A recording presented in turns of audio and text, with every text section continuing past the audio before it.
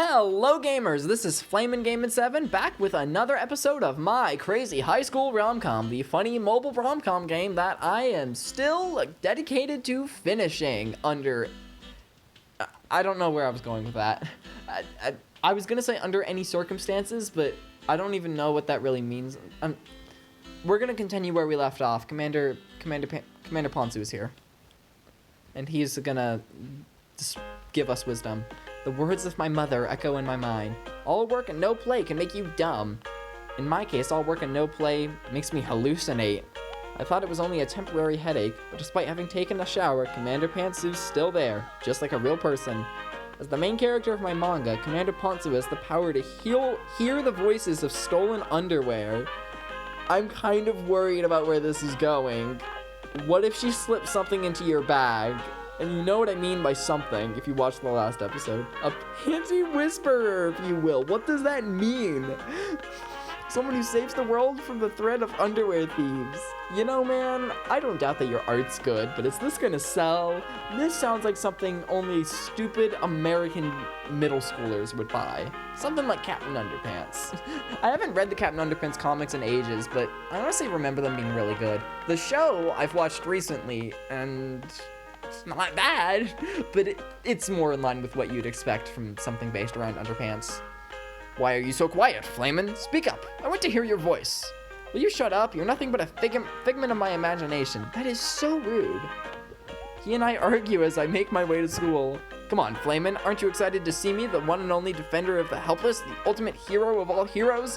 Why would I be excited? You're not real. If anything, there's clearly something wrong with my sanity at this point. Nothing's wrong with you, okay? Have a little faith, Flamin'. He raises a hand. High five, brother?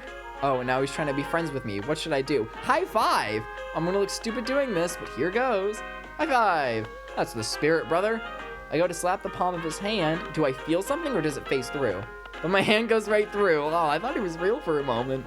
Oh, I forgot. You're not real. Aw, that hurts my feelings, man. I'm real because you created me. So friggin' true. Several students pass by. They look at me like I'm crazy. I lower my voice so they won't hear. See that, Pantsu? They think I'm talking to thin air. Apparently, I'm the only one who can see you. It's not really apparently. Of course, why would I show myself to undeserving mortals? So true. I roll my eyes. This is gonna be a long day. After first period, I head over to the festival area where my booth awaits. Oh, was it already festival time or are we just preparing? I have to make the most out of this free time. Gotta design my booth to make it look more appealing. Okay, we're still preparing. Rachel is there, wearing her school uniform disguise. Thought you were gonna decorate your booth without my help? Too bad, I'm here. Trust me, I'm gonna need all the help I can get. Ooh, is this Rachel? She's beautiful. Shut up, Pantsu. Huh? Who are you talking to? Oh crap, she caught me. Really, she caught you. Yeah, no kidding, she caught you. You're talking to thin air. What should I tell her? Tell her about Commander Pantsu or don't say anything? This is Rachel. I will tell Rachel about this. Rachel is smart enough to understand my situation. Maybe she can help me. I spend the next few minutes telling her about Commander Pantsu. Her arms are crossed as she listens. And now he won't leave me alone. So do you think I'm crazy? I hope so. Oh no, is she about to tell me how crazy I am? Is she? You're anxious, stressed. Clearly, the pressure of the festival has been taking a toll on your mental well-being. Oh. She's not even making fun of me a little bit. I love Rachel. Man, she's the best. Really? You mean, you believe me? Whatever's happening to you, I can only hope it's temporary. For now, I encourage you to humor this Pantsu guy. Talk to him. Acknowledge him. If you find it comforting to communicate with your hallucination, then by all means. Or does she just want to laugh at me for talking to empty air? I don't think so. I actually don't. After all, we all have our own way of coping with anxiety. Okay. You say so.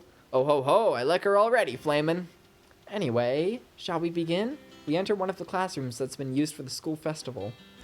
This will be one of the busiest rooms during the festival. Lots of students are going to come and go. This is why it's important to make your booth stand out. We start to work. Rachel is tasked with designing the poster while I take care of the shelves on the other side of the booth. All the while, I can't stop looking at Rachel. Her eyes are focused on what she's doing. Sweat rolls down her forehead, but she's not wiping it off. She takes a few deep breaths, her chest heaving up and down. The way she slides the paintbrush against the cardboard, it's like she has everything under control. Man, Rachel is like very close to Isabella. Like, I wanna make that clear. She's not very close. She's pretty close. I really like Rachel. I like Nina too. Not like I want to go down her route like at all. I don't have a desire to do that. I love her. She is amazing. I would want to be friends with her. But Rachel and Isabella are where it's at romantically. Ooh, what is this I'm seeing? Nothing, Pantsu. Mind your own business. I see the way you look at her. Tell me, my friend, are you by any chance, don't say it, in love? Ah, I told you not to say it. Do yourself a favor and walk up to Rachel. Offer her a helping hand. Better yet, tell her you like her. Are you insane? I can't do that. It's now or never, Flamin. Approach her. Pretend you want to learn to paint or something. Life is short. What are you gonna do? Approach Rachel and offer to help or keep ignoring. She told me to listen. Plus, it doesn't cost money. All right. As long as it gets you to shut your mouth. Commander Pantsu punches the air. That's my man. I'm right here if you need me. I set down the hammer and nails, then walk over to Rachel, who's busy with the poster. So, need any help? Not really, but I appreciate the offer. Oh, okay. Rachel seems pleased with me. We spend the next few minutes working on the booth. Then the bell rings. Aren't you going to go back to your classroom? I can manage by myself. Now I'm just going to borrow some notes from Isabella. Well, if that's what you want, I hope there isn't a pop quiz. Don't worry, there won't be. A few minutes pass and we hear the sound of footsteps approaching. A teacher's voice booms from the hallway. What's that noise? Is someone in there? Dude, we got the intense music. Oh no, if a teacher catches us, it'll be big trouble. Not just you, think of how much trouble I'll be in. Acting on instinct, Rachel leaps behind the booth. Quick, hide here. It's small, but we can still fit. Uh-oh. Hurry up before they catch us. The footsteps are getting closer and closer. Oh dear, what should I do? I could squeeze in with Rachel, but it could get a bit intimate in there. I think we're gonna have to pay money for this. What are you waiting for? The teacher's coming. What should I do? Gotta think fast. Oh my gosh. We don't have to pay for things. That's crazy. I'll squeeze in with Rachel. That can be fun. My heart pounds as I hear the footsteps getting louder. I don't want the teacher to catch me. I need to hide. Quickly, I run around the booth and find Rachel sitting on the floor. She seems a bit worried, judging by the look in her eyes. Hurry. I kneel down and crawl under the booth. Bam! The door slams open. Okay, who's there? I swear I heard some students talking. We hear the sound of boots scraping on the floor. The teacher is getting closer to our booth. Why is there paint here? We can smell the teacher from where we are. The scent is reminiscent of death. Darn those students. We keep telling them to clean up their mess when they're done. I'll have to have a talk with the school administrator over this. Finally, the teacher leaves. We hear the door slam shut. That was close. Finally. I try to get up, but Rachel has wrapped an arm around my shoulder. Shh, don't leave yet. Huh? What's up with her? It's nice here, isn't it? You and I all alone behind this booth. It makes me want to just, throw all your worries behind. She rests her hands on my chest, then nuzzles her cheek against my shirt. Aw, man, I love Rachel. Oh dear, it looks like she wants to cuddle. As if the sleepover last night wasn't enough. What should I do? Now this costs money. Man, look, Rachel, I love you. I do. But a man can only choose one woman, and my woman is Isabella. I will gently push you away. Gently. Because I'm a gentleman. I'm a gentleman, literally. I inch my way to the side, gently pushing Rachel's head off my chest. If I didn't have to watch so many ads, I would legitimately do the Rachel route after the Isabella one. And then maybe the Nina one just for fun, but also maybe not. I don't really know. I could always just look up a playthrough, or I could just deal with it and watch the ads. Honestly, I might do one of those two things. We'll see. Wow, rude. You can't say it's rude for me to not want to cuddle someone when I, as in my character, I'm going to make that clear, I'm kind of blurring the line between what I think and my character. I am not madly in love with Isabella. I just think she's cool. And if she was real, I would quite admire her. But I still honestly wouldn't want... I'm going to stop talking. I feel like I'm making everything worse. I feel like by saying I'm making everything worse, that's how I'm really making it worse, instead of finishing my explanation. I'm going to finish my explanation next time. Anyway, I'm sorry, Rachel. If someone catches us, heads will roll. Public displays of affection are against school rules, That's a pretty good reason, though. Man's really saving himself here. Well, he's not, but... he would with a slightly more reasonable girl. Looking offended, Rachel stands up and dusts off her skirt. Well, I'm sorry I almost got you expelled. See you some other time. She didn't raise her voice one bit, which is a sign that she's mad. With a sigh, Rachel walks out of the classroom, leaving me alone. Man, Rachel! Come on, don't be like that. Cheer up, Flamin'. Exactly what I was thinking. You're still here? I don't think I'll be gone anytime soon. You're gonna have to get used to me, partner. Ignoring my imaginary superhero friend, I take my bag and exit the classroom. As soon as I step outside, I hear some familiar voices. Joshua and Nina are standing in the middle of the hallway. Were you able to take any notes during Miss Joy's lecture? Well, if you did, I was wondering if I could borrow them. I watch from afar for a bit, then notice that Nina is close to crying. What's happening, Flamin'? Mind telling me what's going on between those two? Long story. Nina likes Joshua, but Joshua turned her down. Is it just me, or is Joshua acting like nothing's wrong? This Nina girl seems to be bothered by the fact that Joshua's talking to her so nonchalantly. That's what I'm seeing too. Kind of insensitive, if you ask me. Nina stands there, petrified, while Joshua continues to barrage her with questions. Are you okay, Nina? Can I please borrow your notes? Something wrong? Why aren't you saying anything, Nina? This is too much. I have to do something. Nina's in agony right now, but Joshua acts like he didn't do anything to hurt her feelings. Looks like you need to help her, Flamin'. Quick! Even Pantsu's urging me to act. What should I do? Oh my gosh! You're giving me so many opportunities to spend money, but all my money is Isabella's. I'm sorry, Nina.